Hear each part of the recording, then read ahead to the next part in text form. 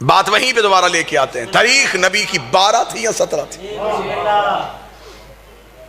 3-4 سال تو ہو گئے مجھے رجوع سادات کے مختلف پروگراموں میں آپ کے سامنے حاضری دیتے ہوئے.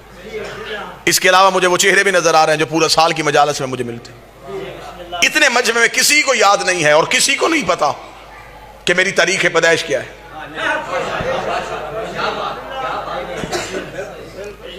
پیچھے 5-6 سال سے میری دوستی بھی ہے, میرا بھائی بھی ہے چھوٹا کامران, اسے بھی نہیں پتا کہ میری تاریخ پیدائش کیا ہے. میرے یاروں کو بھی اکثر کو نہیں پتا.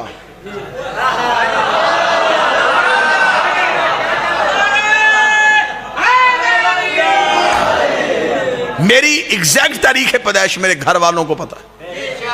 تو لڑائی ختم کرتے ہیں, 12-17 کی لڑائی ختم کرو, آؤ نبی کے گھر والوں سے پوچھتے ہیں. جب ہم نبی کے گھر کی طرف گئے تو باپ تو دنیا سے چلے گئے تھے, پالا تھا ایک چچا نے. اس کا مطلب ہے میلاد وہی منائے گا جس کا ابو طالب کے ساتھ تعلق اچھا ہے.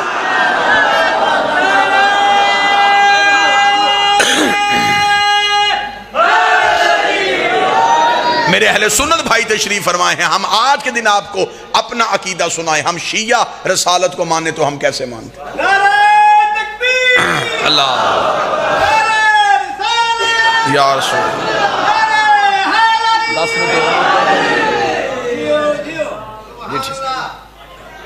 ہمارا عقیدہ یہ ہے. میرے اہل سنت بھائیوں سے ایک لمحے کے لیے میں اپنا عقیدہ پڑھنے لگا. مذہب جعفریہ کا عقیدہ, ہمارے عقیدے کے مطابق رسول نے کسی دائی کا دودھ نہیں پیا تھا.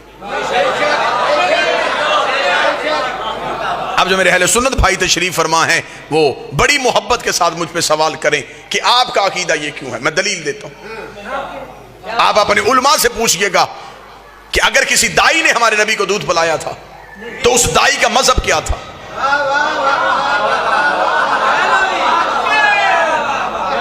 اگر وہ آپ کو کہیں کہ مسلمان تھی تو آپ کہیے گا مولانا آپ نے تو ہمیں بتایا کہ نبی 40 سال تک خود نبی نہیں تھے. تو جب نبی خود ہی نبی نہیں تھے, اس نے کس کا کلمہ پڑھا؟ اگر وہ کہیں گے کلمہ نہیں پڑھا اور دودھ پلایا تھا تو قرآن کی آیت میری طرف سے مولوی کے سامنے کر دینا. اللہ قرآن میں کہتا وحرمنا علیہ المراضع, ہم نے حرام کر دیا تھا دائیوں کا دودھ موسیٰ پہ. شرم کر, موسیٰ نوکر ہے, یہ سردار ہے. موسیٰ رعیت ہے, یہ آقا ہے. 3 دن کا موسیٰ تو کسی دائی کا دودھ نہیں پیتا. نبی کو پتہ ہی نہیں تھا حلال کیا ہے حرام کیا.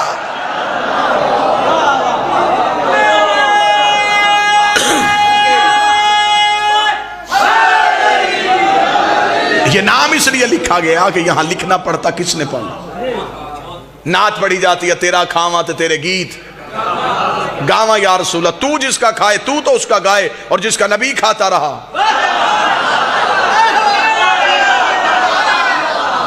شاہ مدینہ یثرب کا والی, سارے نبی تیرے در کے سوالی. یہ کوئی بھی نہیں پوچھتا وہ در کون سا ہے. مجلسوں میں ہم وہ در بتائیں. نبی نے فرمایا انا مدینۃ العلم وعلی بابا. عزت نبی کرنی ہے تو پھر عزت نبی اس معیار پہ کر جو میرے نبی کا حق بنتا ہے. خدا کہتا ہے میں یہ زمین اور آسمان بالکل نہ بناتا اگر میرا نبی نہ ہو. حدیث قدسی ہے, یہ زمین, یہ آسمان, یہ دریا میں روانی, یہ سمندر میں طغیانی, یہ سب کچھ ہے تو نبی کی وجہ سے. نبی نہ ہوتے تو یہ کچھ بھی نہ ہوتا. جو بندے شیعہ سنیوں کو کہتے ہیں کہ یا رسول اللہ نہیں کہنا چاہیے, یا زندہ کے لیے ہوتا ہے. رسول سے مدد نہیں مانگنی چاہیے, سلام نہیں پڑھنا چاہیے. میں ان بھائیوں کو جواب دینے لگا. وہ بھی یہ حدیث قدسی مانتے ہیں کہ خدا کہہ رہا ہے زمین و آسمان خلق نہ کرتا اگر میرا نبی نہ ہوتا. آج رجوع سادات میں لائٹیں لگی ہیں, کیوں؟ میلاد کی وجہ سے. اس بارگاہ میں کلین بچھا ہے, کیوں؟ میلاد کی وجہ سے. یہ ممبر سجا ہے, یہ مومنین آئے ہیں, یہ رونق ہے. کل کوئی یہاں آئے گا نہ لائٹیں ہوں گی, نہ سائباں ہوگا, نہ کلین ہوں گے, نہ ممبر ہوگا. نہ ذاکر ہوں گے نہ مجمع ہوگا. وہ پوچھے گا کل تو بڑی رونق تھی آج خاموشی کیوں؟ کوئی بتائے گا وہ رونق تھی میلاد کی. میلاد ختم رونق ختم، میلاد ختم رونق ختم. میرے مالک اگر یہ سب کچھ نبی کے لیے بنایا تھا تو نبی دنیا سے چلا گیا ہے. زمین کو لپیٹ دے، آسمان کو گرا دے، سورج کو بجھا دے، آواز آئی گستاخ نہ بن. میرا نبی تھا نہیں، میرا نبی ہے.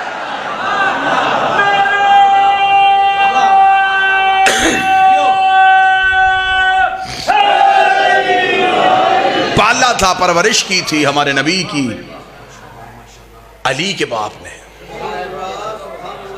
نام جن کا عمران تھا، مشہور جو ابو طالب کی وجہ سے، جس کے بڑھاپے کے سائے میں اسلام کی یتیمی نے جوانی کے انداز سیکھے، جس نے انگلی پکڑ کے رسول کو چلنا سکھایا. میں سنی کتاب سے ایک حوالہ پڑھنے لگا، اہل سنت بھائیوں کی کتاب لکھا. رسالت مآب کی ظاہری عمر ابھی 5 سال تھی. ظاہری عمر. مکے میں بابا جی قحط پڑ گیا، لوگ بھوک سے مرنے لگے. مکہ برادریوں کا شہر نہیں تھا، قبیلوں کا شہر تھا. فیصلہ سردار کرتے تھے. مکے کے قبیلوں کے سرداروں نے بیٹھ کے فیصلہ کیا مکے کو بچانے کے لیے ایسے کریں، ہر قبیلہ اپنا اپنا بت لے کے آئے اور مکے کے باہر صحرا میں اپنے اپنے بتوں کو رکھتے. ہر قبیلہ اپنے بت کے آگے بیٹھ کے اس کی پوجا کرے گا. کسی نہ کسی بت کی وجہ سے بارش نازل ہو جائے گی. جب یہ فیصلہ مکہ میں ہو گیا تو ایک سردار نے اٹھ کے کہا ہم تو سارے آ جائیں گے، ہاشمی کسے لائیں گے؟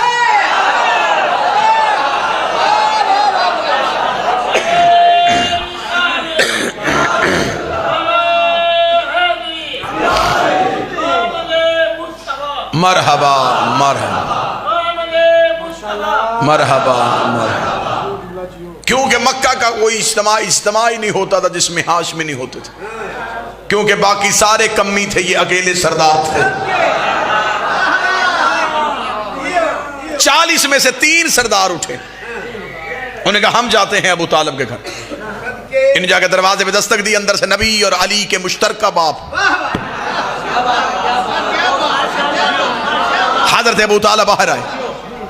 انہوں نے آ کے کہا اے ابو طالب، مکہ میں قحط ہے، کل ہم نے اجتماعی پوجا کا بندوبست کیا ہے، اگر تمہارا بھی کوئی خدا ہے تو تو بھی لے کے آ. کیونکہ آج تک ہاشم نے نہیں بتایا کس کی پوجا کرتے ہیں، عبد المطلب نے نہیں بتایا یہ کس کی پوجا کرتے ہیں. حضرت ابو طالب نے مسکرا کے کہا کل انتظار کرنا، ہم بھی آئیں گے. بابا جی مکے میں یہ بات آگ کی طرح پھیل گئی کہ اب دیکھیں ابو طالب کسے لے کے آئے گا. ابو طالب کا تو کوئی خدا نہیں تھا، اس کا بت کون سا ہوگا؟ یہ حضرت ابو طالب کے گھر کی طرف دیکھ رہے تھے. مکہ میں بت گھروں سے باہر آ چکے تھے. ذہن میں نقشہ رکھنا، بت گھروں سے آ گئے. ایک ایک قبیلہ اپنے اپنے خدا کے سامنے بیٹھا ہے، پنجوں کے بل کھڑے ہو کے رسول کے گھر کی طرف دیکھ رہے. تھوڑی دیر کے بعد ابو طالب کے گھر کا دروازہ کھلا. کل ایمان کے باپ کا پہلا قدم مکے کے بازار میں آیا. لوگوں نے پنجوں کے بل کھڑے ہو کے منظر دیکھا کہ ابو طالب کے ہاتھوں میں کون سا بت ہے. ابو طالب کے ہاتھوں میں تو کوئی خدا نہیں تھا، لیکن سنی کتاب شیعہ کتاب متفق علیہ لکھا کہ اب حضرت ابو طالب کے کاندھے میں 5 سال کا پیغمبر بیٹھا ہوا تھا. اپنے 5 سال کے مصطفیٰ کو کاندھے میں بٹھا کے مکہ کی گلیوں سے ٹہلتے ہوئے ابو طالب جا رہے تھے اور مکے کے سرداروں کے قریب سے گزر کے کتابیں کہتی آج مکے کی اتنی اونچی چوٹی میں جا کے کھڑے ہو گئے کہ مکہ میں گھر کے صحن میں بیٹھی ہوئی کافروں کی ماؤں کی گود میں لیٹے ہوئے کافروں کے بچے بھی ابو طالب کا چہرہ دیکھ رہے تھے. آج ہر مرد و سر ابو طالب کا چہرہ دیکھ رہا تھا. ابو طالب جب مکے کی چوٹی میں جا کے کھڑے ہو گئے، عرب کے کافروں نے کہا ابو طالب ہم نے کہا تھا اپنا خدا لے کے آ، تو اپنے بھتیجے کو لے کے آ گیا ہے. ابو طالب تو بتا کیا تو بھتیجے کی پوجا کرتا ہے؟ ابو طالب نے کہا ان خداؤں کو کیوں بلایا ہے؟ کہنے لگے بارش کے لیے. حضرت ابو طالب نے ہمارے نبی کے چھوٹے چھوٹے ہاتھوں کو تھاما، آسمان کی جانب کر کے کہا میرے اللہ تجھے ان ہاتھوں کا واسطہ آسمان سے بارش نازل کر. ادھر مکے میں بدلی آئی، آسمان سے بارش ہونی شروع ہوئی، نبی کے چہرے میں مسکراہٹ آئی، آواز پروردگار ابن محمد یہ قرضہ یاد رکھنا، آج ابو طالب نے اونچائی پہ کھڑے ہو کے تیری نبوت کا اعلان کیا ہے، کل پلانوں کا منبر بنا کے علی کی ولایت کا اعلان۔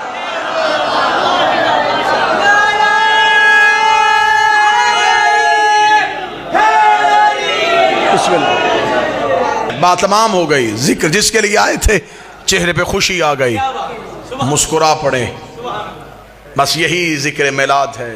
گزارش صرف اتنی کروں گا، عزت اسلام کی چاہتے ہو تو عزت نبی کی کرنا سیکھو۔ صحابہ کی عزت ہے تو ذاتی نہیں، نبی کی وجہ سے۔ اہل بیت کا احترام ہے تو نبی کی وجہ سے۔ نبی کے صحابی، نبی کے اہل بیت، مرکز نبی ہے، مقصد نبی ہے۔ فرق صرف اتنا ہے، جو نبی سے پیار کرے انہیں صحابی کہتے ہیں، جن سے نبی پیار کرے انہیں اہل بیت کہتے ہیں۔ یا جملہ آسان کر دیتا ہوں، جو نبی کو اٹھائیں انہیں صحابی کہتے ہیں، جنہیں نبی اٹھائے انہیں اہل بیت کہتے ہیں۔ اور ویسے بھی صحابہ میں اور اہل بیت میں یہ فرق ہے، وہ نبی کے صحابی ہیں، یہ نبی سے اہل بیت ہے۔ صحابہ کے پاس کے والا رشتہ ہے، اہل بیت کے پاس سے والا رشتہ ہے۔ نبی کے صحابی، نبی کے رشتہ دار، نبی کی بیویاں، نبی کی زوجہ، اہل بیت میں کے والا سلسلہ ہی کوئی نہیں۔ الفاطمہ تو بضعۃ منی، فاطمہ مجھ سے، یا علی انت منی، اے علی تو مجھ سے، حسین منی، حسین مجھ سے، حسن منی، حسن مجھ سے۔ ادھر کے ہے ادھر سے ہے، درود کے والوں پہ نہیں ہوتا، سے والوں پہ ہوتا۔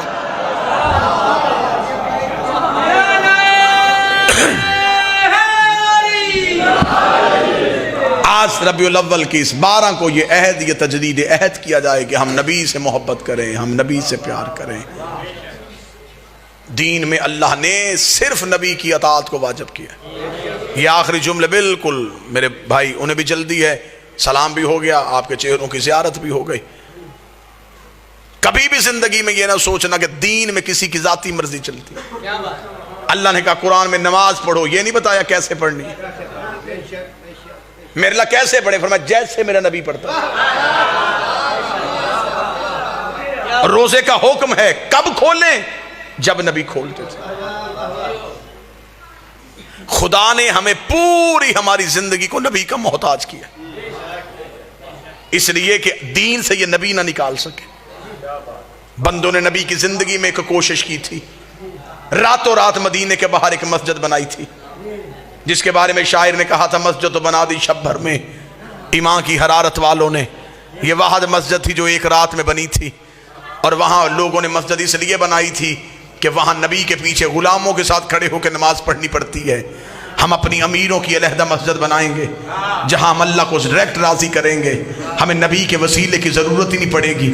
یہ نبی کو درمیان سے نکال کے اللہ کو راضی کرنے کے لیے پوری رات اس مسجد میں اللہ اللہ تسبیحاں، سجدے، ذکر، قعود، قنوت سب کچھ بجا لاتے رہے۔ صبح کو جبریل نے آ کے اپنے پر نبی کے قدموں سے مس کر کے کہا اللہ بعد درود و سلام کہتا ہے اپنے صحابہ کو ساتھ لے، اس مسجد کو گرا بھی جلا بھی، گرا بھی جلا بھی، گرا بھی جلا بھی، گرا بھی جلا بھی۔ نبی نے کہا جبریل اللہ سے کہے مجھے نہیں مانتے تجھے تو مانتے ہیں۔ جبریل نے کہا خدا کہتا ہے میں لعنت کرتا ہوں اس عبادت پہ جس میں میں ہوں اور تو نہ ہو۔